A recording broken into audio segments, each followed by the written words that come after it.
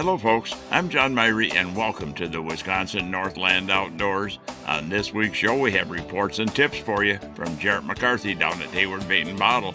And then we talk fall fishing and fall bass fishing with Hayward Area Tournament bass angler Ken Milender. Lots to cover on this week's show, all coming up right after these messages. You want to get outdoors, you want to have some fun. There are still plenty of epic fishing adventures to have this year, but they rely on having the right boat. That's where Hayward Power Sports comes in. We have an awesome selection of new Lund boats built by fishermen for fishermen for the last 75 years, and no boat retains their value better. Or check out a Tracker, America's #1 selling fishing boat. Both brands are powered by Mercury Outboards, rigged and ready. Don't miss another day of fishing. See us at Hayward Power Sports, just 10 minutes east of Hayward on Highway 77. The Hayward Lakes Visitors and Convention Bureau in Sawyer County, Wisconsin welcomes you to our Northwoods hometown. No matter the season, no matter the activity, you'll always be surrounded by our great outdoors.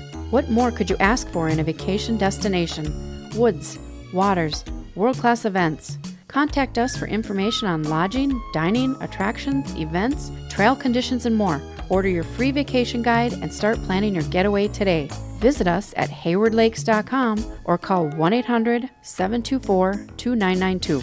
Riding along in my automobile. Bumping into things unexpectedly? Make your first choice for collision repair. Ernie's Auto Body, featuring the most advanced collision repair facility in Northwest Wisconsin. With a state-of-the-art spray, bake down, draft paint booth for that better-than-new finish, laser technology for precision frame alignment, loaner cars available, computerized estimates, written guarantees, and documented unmatched customer service, the clear choice is Ernie's Auto Body, south of Hayward on Highway 63 and Nursery Road, where quality is no accident. Lynn's Custom Meats and Catering welcomes you to stop by for their great lunch menu. And while you're there, Lynn's also has a great selection of custom-cut meats and sausages, as well as many varieties of snack sticks, jerky, fresh cheese curds, and much more. Lynn's is open Mondays through Fridays from 9 to 5:30 and 9 to 4 on Saturdays. Lynn's Custom Meats and Catering in Hayward. Today, anglers fish longer. Today, anglers fish harder. Today, anglers rely more than ever on their electronics. It all comes down to catching more fish, and today, anglers rely on Amped Outdoors lithium batteries, period. Visit ampedoutdoors.com today to power your outdoor experience. We're down in Hayward Bait and Bottle. We're talking to Jarrett McCarthy in here. And Jarrett, as we're recording this, it's a holiday weekend. A lot of people up here. Absolutely. A lot of people up here just enjoying being up north. Got some really nice weather for this weekend. So, yeah, beautiful holiday weekend. Well, besides a lot of people just out enjoying the water, there was quite a few people fishing. And so let's start off with the walleyes. Are you hearing anything on the walleye fishing? As far as the walleyes go, we still got a handful of people that are out there trolling. There are a lot of walleyes that are still over big water, but with the cooling weather that we've had a handful of walleye that have started to come back up into that shallow water onto those weed edges, and guys are seeing them in a variety of depths, anywhere from 10 to 15 feet, still all the way out to that 30 to 40 feet. Well, and that's normal for this time of year. We've talked about it many times. Is that for some? At some point here, usually around the 1st of September, give or take a little bit, there's a kind of a mass movement of bait fish up shallow. A lot of the minnows and stuff go from out at suspended or deeper water. They get right up in the weeds, and you'll see huge schools of bait fish along the edge of the weeds and in the weeds. That just attracts all the predators. One of them is walleye. Yeah, it really does. So when you're moving along with either your Humminbird or whatever kind of electronics you've got, you'll see those big balls of bait on your sonar or what have you, and you'll see those game fish and panfish, sitting right around them and following them around. So they stick out like a sore thumb. So yeah, wherever you find bait, you will find bigger fish. When you say seeing bait fish and stuff, a lot of people, I've seen this all too often. People start seeing some clutter on the screen on their depth finder, they turn the sensitivity way down to get rid of that. You want to see what's going on in the lake. You want to see the insect hatch. You want to see the thermocline. You want to see the minnow clouds. So don't turn it way down to get rid of the clear stuff. Yeah, absolutely. There's a lot to learn just looking at your sonar, as far as where fish are sitting in the water column, what kind of bait is down there, how high the bait is, and how high the fish are following those. So a lot of different things to learn from just being able to look at your roaming bait fish out there. How about muskie fishing? You hearing anything on muskies? Yeah, now that water is really cooling down, those muskies are really starting to get active and they're moving just a little bit more freely. We still got some guys that are fishing, out somewhat deep in those mid depths, but a lot of guys are starting to move up into that, 5, 10, 15 feet of water, having some good success. There's still some good action on topwater baits. Yeah, absolutely. How about northern pike? What's going on there? Northern pike's been awesome, as usual. Guys are still getting them out over the big weed beds. They're still getting them on some of the drop-offs with some of those bigger fish or what have you. But, just like the walleyes, those pike are going to start following all your panfish and all your big clouds up into that shallower water. And you mentioned panfish. I mean, that's one of your favorites, and I'm getting to like it a lot, too, because I guide a lot for crappies and bluegills. That's been pretty good. It's been awesome, and a lot of the fish been doing a lot of different things. Last night we had bluegills sitting on top of the water, in about 20 feet of water. They were just feeding on bugs on top, and, the crappies are all over the place still. We got some out deep. We got some that are kind of coming up at mid-depth. We got some in those shallower weed edges now following some of that bait up. So a lot of different things that you can do for panfish out there and be successful. I've been doing pretty good, too, and been catching them on cribs and deeper brush on some of the reservoirs and flowages. Crappie fishing has actually been pretty good, and bluegill fishing as well, and most of it's been deeper water on the reservoirs. Yeah, absolutely. Those bigger fish, they tend to stay deep because that's where all the food is this time of year, but, we'll see that movement here soon enough, and those fish will start to come up, follow that bait, because that bait's coming up to the structure or what have you, like the cribs, like the weed lines or what have you, but for now, those fish are putting on the feed bag out deep. Yeah, and one tip I'll give people, too, is if you're fishing panfish and stuff, a lot of people I see will get out in one spot, anchor down, throw a bunch of bobbers out, and they're waiting for the fish to come to them. If you got the electronics in your boat, the trolling motor, you be mobile, move around, you'll catch way more fish if you're on the move hunting for fish rather than waiting for them to come to you. Absolutely. I mean, give every spot 5-10 minutes, and, hopefully you've got a nice wind if you're fishing slip bobbers so you can cast those slip bobbers, upwind and let them drift downwind or what have you, just to cover the most amount of area that you're fishing or what have you, be casting in the meantime. But yeah, stay mobile. Those fish are always on the move. If you've got fish that are holding to cribs or holding to some kind of structure, you can never get too close to that structure. But, if you're fishing for all those fish that are out there roaming, stay mobile. Usually I'm more tight line fishing than I am with the bobber, but I'll use a bobber occasionally. But, sometimes just fishing straight down and being real cognizant of where you're positioning the boat really pays big dividends. Yeah, where you're positioning the boat and how fast and, how jerky you're moving that bait too. It makes a big difference. Yeah, and don't move it a lot because it's moving a tremendous amount when you're holding it still actually down there. Let's talk a little bit about bass fishing. I know smallmouth fishing has been really good. Yeah, smallmouth have been really good, seeing them in a whole bunch of different depths. I got them all the way from 8 to 18 feet yesterday, fishing drop shots, fishing plastics, fishing topwater still. Those fish are still coming up top looking at baits that are sitting on the surface, but yeah, excellent bite right now. Yeah, and largemouth too. Largemouth action has been pretty good. Yep, been pretty good. Been seeing those fish just a little bit deeper than the smallies, but yeah, same deal. They've been biting. Yeah, you bet. Fishing's been good, and it's going to get better as the water cools down even more. And we're looking at hunting seasons not that far off now. We're looking at small game season, archery season coming up. Time to really start thinking about maybe getting out and doing some scouting and preparations for that if you're planning on doing it. Yeah, absolutely. Get some scouting done, making sure all your equipment is ready to roll, and make sure you got your license as well. Much new out there in the line of archery stuff. I know you got a whole roll of crossbows hanging up here, I see. Absolutely. John is always up to date and keeping all the new stuff coming on in. And, if you're looking to have your bow or your crossbow worked on, make sure you get her in time so you can be out in the woods having fun with everybody else. And, let's wrap up here talking about the fall muskie stuff, too. I mean, that's almost a tradition up in northern Wisconsin. A lot of guys get out there. Once it cools a little bit, the water temperature, they'll go out there with suckers and with a lot of fall baits. And you got a lot of the soft rubber baits and that stuff in that works really good in the fall, don't you? Absolutely. The soft rubber baits, we got the hard-sided baits. We're just starting to see muskie suckers coming into the shop right now. So, yeah, as far as gear for the upcoming muskie season, we're ready to roll. We've got anything you're looking for. And you got plenty of hardware like quick strikes and that stuff they need. And you can show them how to use this stuff. Absolutely. Yeah. If you haven't checked it out, we did a video this last week with Kyle Sorensen on how to rig a muskie sucker. So if you haven't seen it and you're looking to learn something, go to our Facebook page and check out the video. You bet. And when it comes to muskies, you're talking a very low density fish. So extreme care and handling of how you catch and release would make a difference in the future. Absolutely. And that goes with every big fish. We got to make sure we're taking care of our future by putting those big fish back in the water. Jarrett, I want to thank you tremendously for taking the time here. And thanks for having me again, John. Well, folks, we need to take a break right now and hear from some of the fine sponsors that make this show possible every week. When we come back, we'll be talking fall fishing and bass fishing with tournament bass angler Ken Milender. So stay tuned. We'll be back right after these messages. Hunters and anglers, Hayward Bait and Bottle is your one-stop sport and bottle shop in the Hayward area. Stop in and check out the huge selection of fall muskie, bass, walleye, and panfish tackle. They also have a great selection of ammunition, scents, hunting supplies, and much more. Gear up for the fall at Hayward Bait and Bottle. And while you're there, check out the bottle shop for a full selection of beer, wine, and liquor, too. Hayward Bait and Bottle is your one-stop sport and bottle shop in the Hayward area.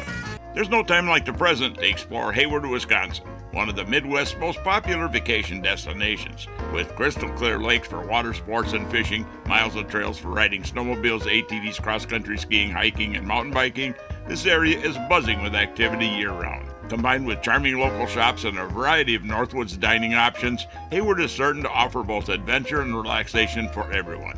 Plan your trip today and find everything you need on the Hayward Area Chamber of Commerce website. From events and attractions to local dining, shopping, and lodging, visit haywardareachamber.com and start your next adventure now. Big fish stories come to life at the Freshwater Fishing Hall of Fame.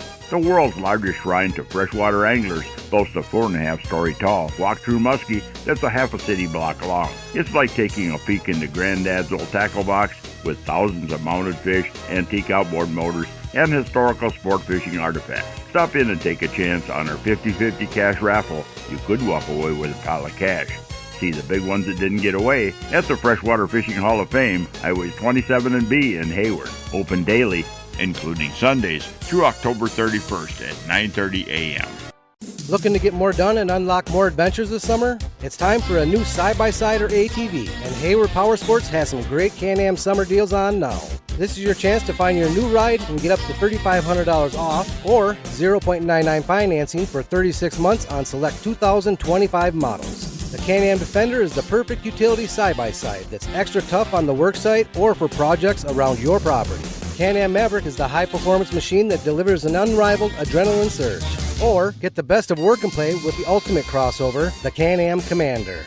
Maybe you prefer a traditional Can-Am ATV. If so, there are none that match the performance of a Can-Am Outlander ATV. You deserve a machine that's ready to explore, work, and play as hard as you do. And with up to $3,500 off or 0.99 financing for 36 months, now's the time to make it happen. Take home a Can-Am today from Hayward Power Sports, just 10 minutes east of Hayward on Highway 77. Offer ends August 31st, 2025. Certain conditions apply. See dealer for details. Welcome back to another segment of this week's Wisconsin Northland Outdoors, and this part of the show is brought to you by the Hayward Lakes Visitor and Convention Bureau. For more information on lodging and vacationing here in the Hayward Lakes area, check out their website at haywardlakes.com. Well, folks, our fall fishing is underway now, and on this week's show, I had a chance to talk to Ken Milender, who's a tournament bass angler that lives right here in Hayward, about bass fishing in the fall and a lot more. Ken, good to have you on the show here and talking about some bass fishing and a little bit more. Yeah, thanks for having me, John. Well, you and I teamed up to do that Northland Bassin podcast, which is available on all the podcast sites out there, just trying to promote the bass fishing and the fact that we've got great bass fishing up here in Northland. And we're well into that now. I think we just recorded podcast number 10, I think. Yeah, bass should be pretty good on the weed lines right now. Of course, there's always padfish. This time of year, the duckweed kind of kills off all the weeds, underneath the duckweed, and duckweed creates a lot of oxygen, and the frog bite can start going really good. And then when you start seeing lizards or frogs crossing the roads and the frog migration's on, then it's like game on. So, just keep it. If the frogs are crossing the road at night, you better get the frog out and go to a pad bay. Well, and a lot of people think when we start cooling off, we're not going to see topwater action, but there is a window there when that water starts to cool. Everything starts to get ready for the fall and the winter, and And there'll be a lot of stuff up shallow, and, that's when your top water action for both largemouth and smallmouth can be pretty good. Yeah, sometimes it's not water temp driven. Sometimes it's the amount of daylight. So right now, I think we've lost like an hour and a half of daylight already since the longest summer day. So when it starts getting dark at like 7:30, the bite gets a lot better. The walleye should start moving up on the weed lines or near the weed lines. Jig and minnows is a really good presentation. Both smallmouth and largemouth will hit top waters. It'd be like a 8-10 day window coming up here shortly. And then jigs on the weed lines and jig worms for both species can be really good. There might be some lakes that the smallies are out in the main water basins chasing bait where you can scope them, which a lot of people, are against that. But, once the bait balls make contact to any type of structure, regardless of the depth, then the Ned rigs, drop shots, mini football jigs, and that can catch them. And then swim jigs and spinner baits up on the top of the flats. And then marabou jigs will come back and play, up on the flats, when they're just up there cruising and just sitting on calm, sunny days. Now, the one thing I've noticed over the years is that as that water temperature goes down too, and probably there's that daylight thing involved with it too, but you start to see these bigger schools of bait and minnows and young of the year perch and everything else start to pile up and push you right up against the weed edge and the weed wall. Yeah, they will. And then they'll eventually go to the flat. And then there'll be main like schools of smallies that used to chase, Cisco's as an example, or bait balls of, perch and other minnows. They'll push them right up on a sharp break where the weeds are pretty tall, and you can see them just surfacing all around you. That's when it's like you can have a lot of fun with a little popper. What type of areas do you look for, Ken, out there? If you're looking for them this time of year, there's a lot of shallows out there in any given lake, but there's got to be some particular thing you look for out there, or people should be looking for? Difference in transition of the substrate, whether it be from gravel to sand or sand to weeds up shallow. But the biggest thing is to follow the wind. So if you plan a fishing trip on a larger lake, let's say you want to go Sunday, start monitoring the wind on Wednesday. So Wednesday, Thursday, and Friday, if you have dominant winds in one area and then it's calm, a lot of that bait's going to end up on that windy area, which normally may not be there. They just move with the wind, or? Yeah, because there's an undercurrent tow. It's kind of like a riptide on an ocean. The waves will hit the deals, and it pulls all the sediment, the insects, and little pieces of decaying weeds. Well, there'll be an undertow that pulls it out into the flat, or even if the flat's close enough to a deep weed line, and then all the insects and all the minnows come in there and start to go on feed on that. And there'll be even when it's calm, there'll still be residual zooplankton and phytoplankton in the water column that creates a stronger ecosystem. And that's kind of a misconception a lot of times, that just because it's calm doesn't mean that the ecosystem got boosted right there because of the wind. And a lot of people used to say that the wind pushed all the minnows and stuff. It blew them up to that shoreline. But no, they're in there because the food is up there. It stirs up the whole bottom and all the stuff that the little minnows and stuff are eating. Yeah, there are instances where you have a big shallow bay that has a lot of muck bottom. That can be detriment for an area, but so that will push all the bait and stuff out of there, because all that wind and turbulence releases anhydrous ammonia and methane gas. So a lot of the bait and the fish will pull off that. So they'll be on the edge of the points of those bays to be until that water settles down, and then they'll like search water that has an optimum pH of 7.2. So, and then there's other instances, if you're driving down a lake, you've never been on this lake, and you get to hardwoods to sand. Well, sand has acidic soil, and hardwoods has different soil. You get into elm trees, that would be a clay bank. So, crawdads prefer clay. They'll burrow into clay. You don't need rocks for crawdads. You can see that on the Mississippi River when they draw the pools down. You can see all these holes in the banks, especially down in the further down you get in the Mississippi River, from say pools 9 to 14, you can see crawdad banks along the river. You could tell a lot by what's offshore by looking at the shoreline, too. If you got a steep hill coming down, you're going to have a steeper drop-off in the water, probably, more than likely. If you're seeing a lot of rock and rubble and stuff along shore, there's going to be more rock underwater there. Just watching the shoreline a lot. Yeah, well, reeds grow on a hard bottom area. Sunfish and crappie spawning, look for reeds. That can really put you on a really good fishing day. And then the other thing is, shoreline rock can be deceptive, because back in the 40s and 50s, there's a lot of river rock that was placed by man just to create a buffer for erosion. Right. Nowadays, it's not as common due to permitting area, stuff. But in the 40s and 50s, it was done a lot.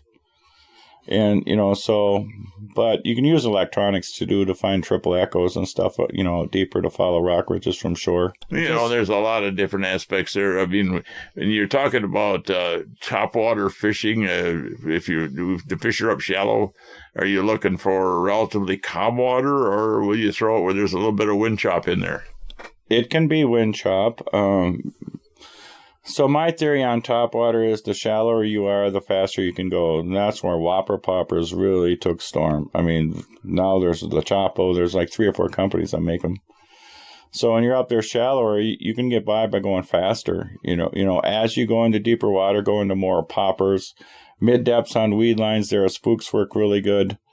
And then sometimes the fish will come up and look, but they won't take it. So sometimes you have to tease them. If you're not finding fish in the shallows, then you'll move right out to the weed edge and the break line. Yeah. This time of year, always try it. First thing in the morning, always try it, because you can get 2 or 3 bonus fish. There was a Denny Super 30 I always fished with, and these 2 guys that would always compete for Angler of the Year with Lauren Davidson and I, and it's like, regardless of what time of year, the first hour, they always threw poppers. Oh, wow. And they'd get 2 or 3 bonus fish every tournament out of an 8-fish limit. Well, folks, we need to take yet another break and hear from even more of the fine sponsors that bring this show to you every week. When we come back, we'll have the second part of that talk we had with Bass Tournament angler Ken Milender. So stay tuned. We'll be back right after these messages. Hey folks, come on over to Hayward Ace Hardware and check out the area's largest selection of firearms, ammo, and accessories. We carry top brands like Browning and Sig Sauer, and we have a great selection of the newest and hard-to-find models. We've got a large selection of ammo with more coming in daily. If you need a scope, we carry great brands like Leupold, Hawk, and EOTech, and we'll even mount it and bore-sight it for you too. We even sell suppressors and silencers. And don't forget to check out our Guns of the Week. Huge discounts on a variety of pistols, rifles, and shotguns that change every week. So stop on in to Hayward Ace Hardware, your firearms superstore. Hayward Ace Hardware, Highway 63 North in Hayward, or give us a call at 715-634-8700. Hayward Animal Hospital is a full-service medical and surgical hospital featuring on-site laboratory, digital and dental x-ray, in-house pharmacy, and online store.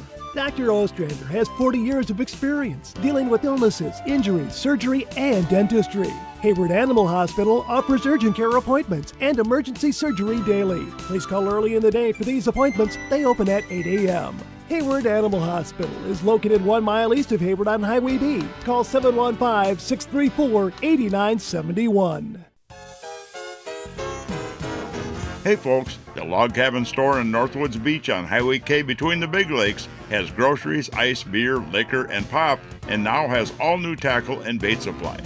All current antiques and household items are now on sale, and all must go to make room for the sport shop. That's at the Log Cabin Store in Northwoods Beach between the Big Lakes. If you'd like to have your time fishing be more enjoyable and productive, hiring a fishing guide can be a good investment. Whether it's learning more about fish patterns throughout the year, learning how to use your depth finder to find the best spots and fish, learn how to use that GPS to get the most out of it, or learn better boat control. A day on the water with a guide can really help you to be a better angler, as well as make a day on the lake very enjoyable.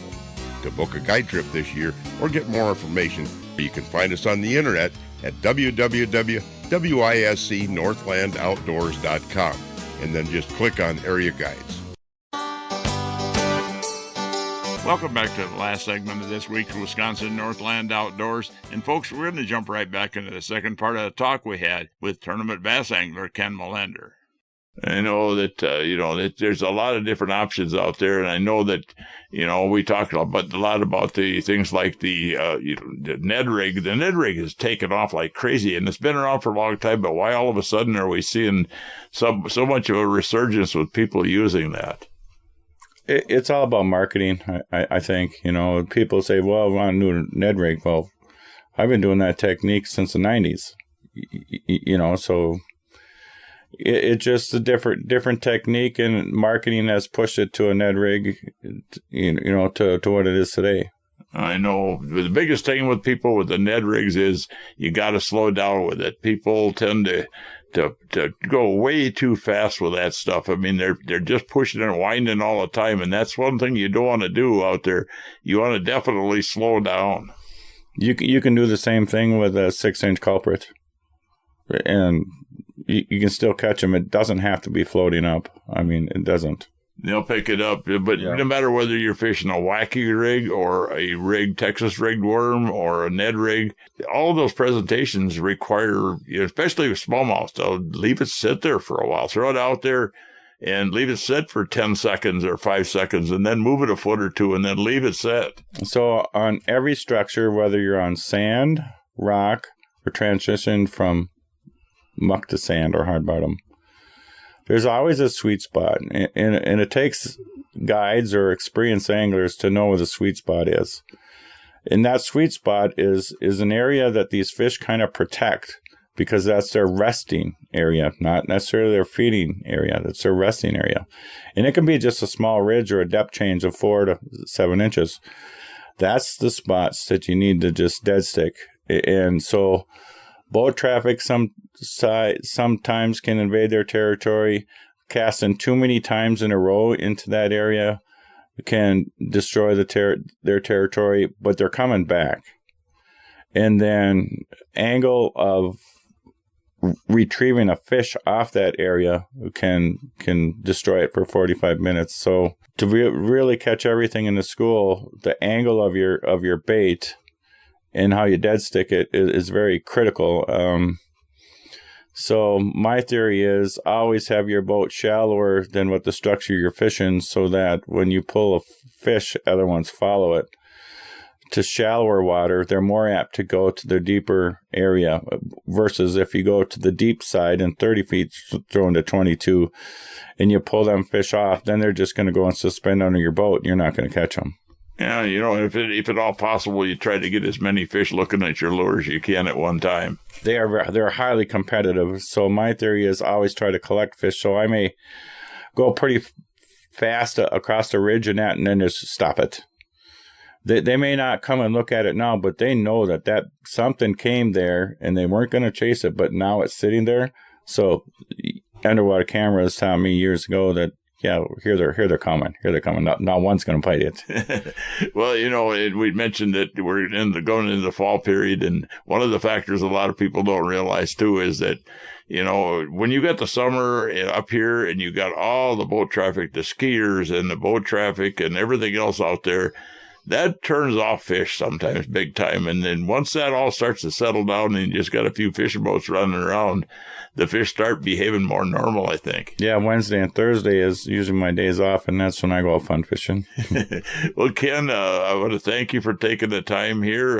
Very interesting stuff. I know you got a couple more tournaments left this year, you think, or what? Yeah, I got the Mississippi River Pool 10, which has a lot of siltation, and it's very challenging. It's 33 miles long. It's pretty extensive backwaters. It'd take me, 35 days just to idle half of it. So a lot of study in aerial photography, different year maps and sea map and Garmin maps, and got a lot of GPS coordinates ready to go.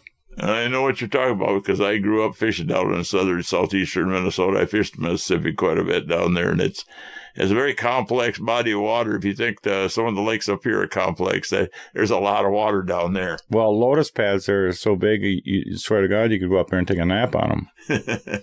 Well, Ken, I want to thank you for taking the time with us here. Been very interesting talk here. Yeah, for you walleye anglers, jigging walleye sucker minnows or little shiner minnows, 2.5 to 3 inch and 5/8 ounce short shank jig hook should start to roll pretty good right now. Yeah, and the panfish, too. The panfish will be going, the muskies are going, everything's going to be going. And if you want the bigger pike, they're going to start showing up on the weed edges again instead of the deeper water. Yeah, spinnerbaits come and play, and then crankbaits on the weed lines are always good, too. Just buy red, that's all you need.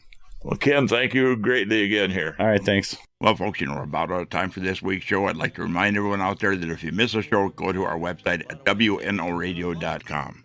From there, you can link to our podcast site, and the show is also on Spotify and Google Podcasts every week. And also, if you're looking for information on vacationing and lodging here in the Hayward Lakes area, check out the Hayward Lakes Visitor and Convention Bureau website at haywardlakes.com. Thanks for listening, folks. We're out of time, and we'll be back again next week with another interesting show for you. Listen with me, I'm gonna take you there to our Wisconsin outdoors, our Wisconsin outdoors. This program has been produced and hosted entirely by Wisconsin Northland Outdoor Communications.